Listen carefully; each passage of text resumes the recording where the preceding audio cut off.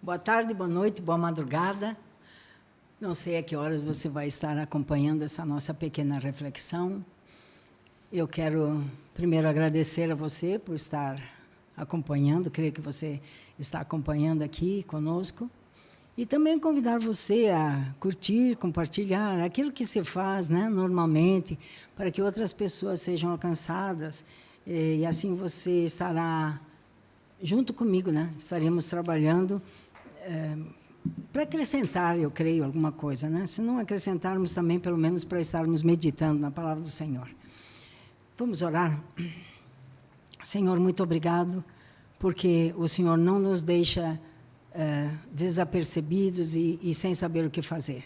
O Senhor nos ensina, o Senhor nos dá a sua palavra e o seu Espírito Santo, e assim, desta forma, Senhor, nós podemos andar contigo, Senhor. Dá-nos um coração voluntário, disponível, ensinável, para que juntos possamos alcançar aquilo que o Senhor preparou para nós. Tua palavra é clara, nem olhos viram, nem ouvidos ouviram, nem jamais entrou em coração humano o que Deus tem preparado para aqueles que o amam. E nós queremos, Senhor, alcançar as tuas grandíssimas e preciosas promessas, em nome do Senhor Jesus. Amém. Amém. Na semana passada, eu comecei sobre o assunto do discipulado, usando Abraão como exemplo. Eu quero continuar hoje ainda. Vamos ver um pouquinho sobre a escola bíblica de Abraão, né? Por que sair? Primeira coisa que Deus disse para Abraão: sai da tua terra e da tua parentela. Lembra que eu falei com vocês que na Peshita a tradução é sai de ti para ti. Está lá, eu não vou voltar ao assunto. Por que sair?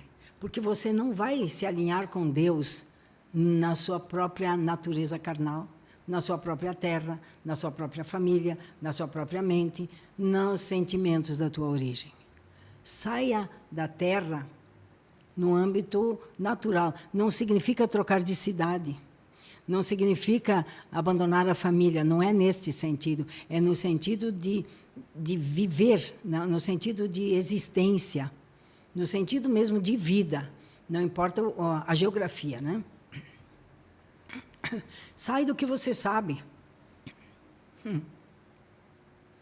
Eu li uma certa ocasião que aquele que acha que sabe, não sabe como se deve saber.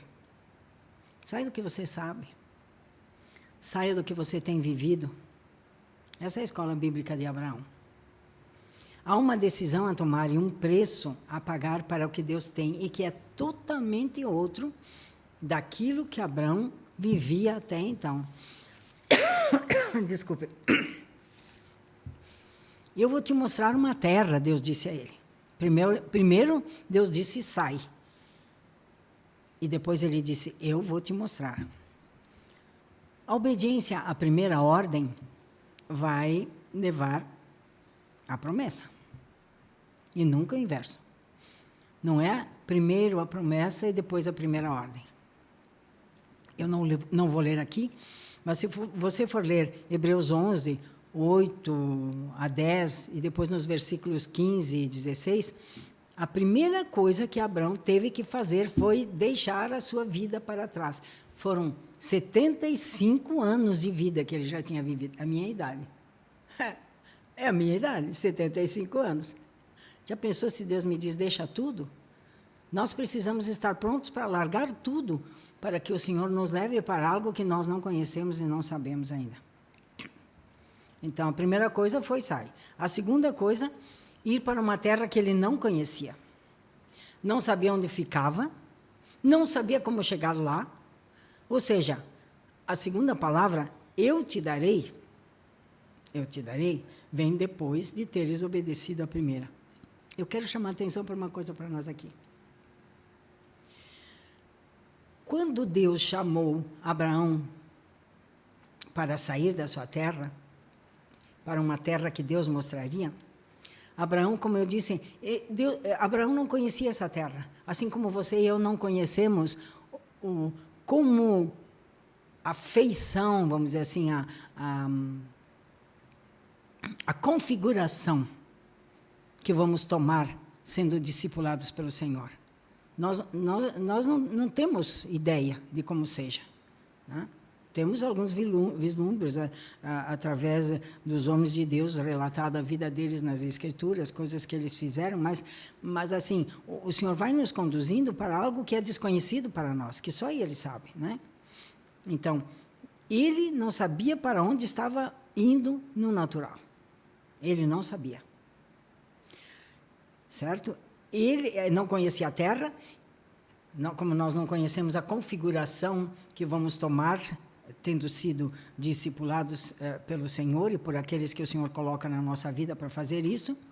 E também, ele não sabia onde ficava. Ou seja, é impressionante isso, mas o mundo espiritual, ele tem uma ambiência que só tem discernimento dela os que chegam nela.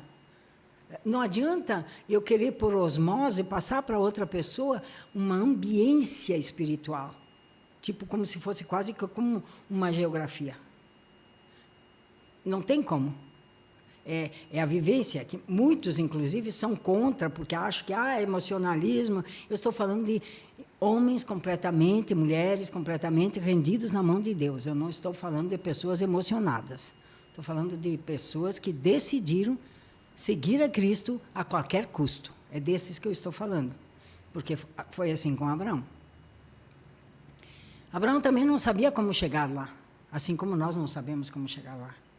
A palavra de Deus diz, eu te instruirei debaixo das minhas vistas.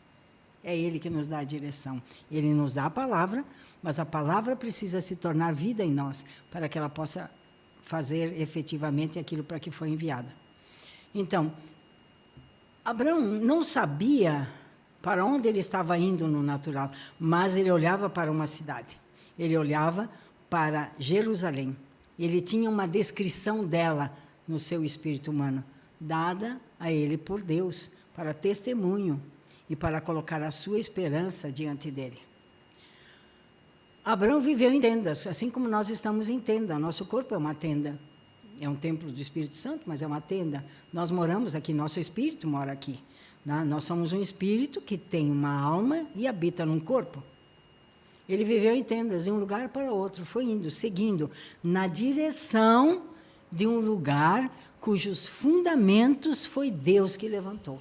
Então, ele começou o que nós conhecemos como o caminho da fé, andando, né?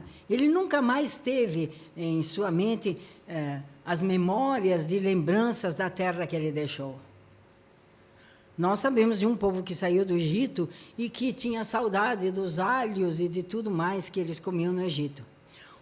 Os que têm a mente repleta do que deixaram, ou de onde saíram, podem facilmente voltar.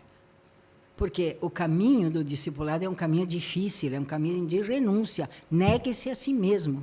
Então, nesse caminho de renúncia, se os pensamentos que vêm, nós já falamos sobre isso, pensamentos que são jogados na nossa mente para nos destruir, se esses pensamentos vêm, como era bom naquele tempo, tal coisa, as pessoas não se opunham, as pessoas não me perseguiam, seja lá o que for que você possa, que o inimigo, possa querer argumentar para que você volte atrás, aqueles que decidiram definitivamente, eles não acariciam essas memórias. Abraão foi considerado amigo de Deus pelo próprio Deus. Então, para ser considerado amigo de Deus ou filho de Abraão pela fé, você precisa buscá-lo diligentemente. Esta é a nossa jornada. E não é algo que esteja na terra. Por exemplo, quando eu vou jejuar, eu preciso entender que a melhor coisa que possa existir, que possa acontecer para mim, é o estar preparada e para estar em comunhão com o Senhor, desfrutando da presença dEle, comendo, como Ele disse lá em João, da sua carne, bebendo do seu sangue, sendo edificada, sendo instruída pelo Espírito Santo, pelo Espírito da verdade que nos guia em toda a verdade. Estas coisas devem ser o anelo da nossa alma, a busca, né? E antes que eu, de fato, confie em Deus, eu tenho que permitir que a palavra me traga para um lugar em que eu dependa exclusivamente dEle. uma situação que seja insolúvel para mim, ou um mandamento que eu desejo obedecer, mas que saiba que sozinho eu não consigo. Tá? Por quê? Porque enquanto é possível, de alguma maneira, eu solucionar alguma coisa, eu não cheguei ao meu limite ainda. Eu não cheguei ainda ao ponto de dizer, Senhor, é o Senhor e só o Senhor. Mas, para os seus discípulos, o Senhor permite que chegue a essa condição. Então, é preciso calcular, como o Senhor Jesus Cristo disse, calcule o custo. Fazendo, vivendo e pensando no modo natural de pensar, e vivendo desse modo natural e achando que está dependendo de Deus, é enganar-se a si mesmo. A confiança em Deus vem quando não há o que eu possa fazer. Tipo, uma enfermidade mortal, uma situação completamente insolúvel. Eu vou contar um testemunho aqui para vocês. Porque a fé sem obras é morta, Tiago já explicou isso aí. E a nossa confiança é a obra. A fé é diferente de confiança. Eu creio e eu confio que ele pode fazer e que ele fará. Essa é a diferença, né? Mas o testemunho que eu queria contar a vocês, vocês sabem que durante muito tempo eu fui líder de comunidade, líder no sentido assim, até mesmo de ajudar pessoas que estavam na administração, né?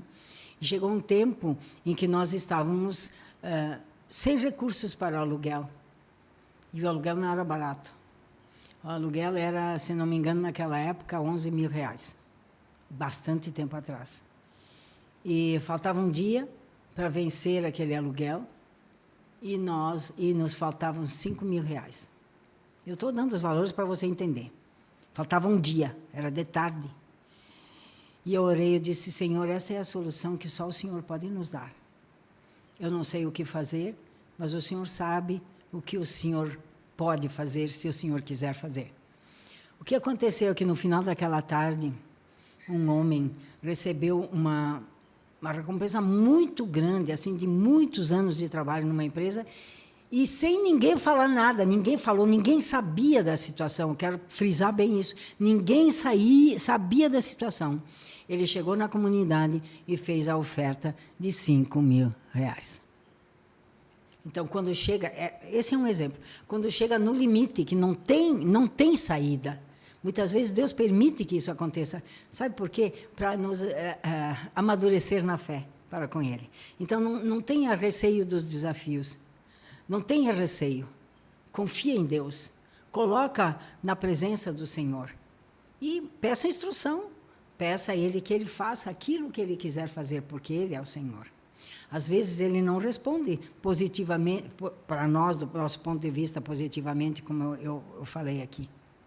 Às vezes, nós precisamos de um tratamento de Deus de uma outra forma. Ele tem as suas maneiras de nos discipular. Mas o importante é que nós possamos entender que Deus quer que mudemos a nossa mente para ter vitória. Na visão natural, você vai se ancorar no âmbito do engano. Na visão de fé, do que Deus diz e manda fazer, você se ancora, então, no mundo espiritual e na palavra de Deus. Aquele que quiser ser meu discípulo, negue-se a si mesmo. Não fique dependendo da sua mente e daquilo que você já sabe. Porque os pensamentos de Deus são muito mais altos do que os nossos pensamentos. E os seus caminhos são perfeitos. E nós precisamos alcançá-los e andar por eles. Em nome do Senhor Jesus Cristo. Amém? Shalom. Vamos orar? Pai, muito obrigado, Senhor, porque o Senhor nos dá, o Senhor nos dá. O Senhor diz para sair de nós mesmos, e que bom que nós possamos te obedecer. Sempre com a tua graça, sempre com o teu ensino, sempre com o teu favor, Senhor, porque nada podemos fazer de nós mesmos. Mas contando contigo, Senhor, nós somos mais do que vencedores, porque o Senhor sabe o que convém para nós. Nós nem sabemos orar como convém. Mas o Senhor que sabe todas as coisas, pelo Espírito da verdade, nos instrui em toda a verdade. E por isso nós te louvamos, te bendizemos e te agradecemos, em nome do Senhor Jesus. Amém? Shalom.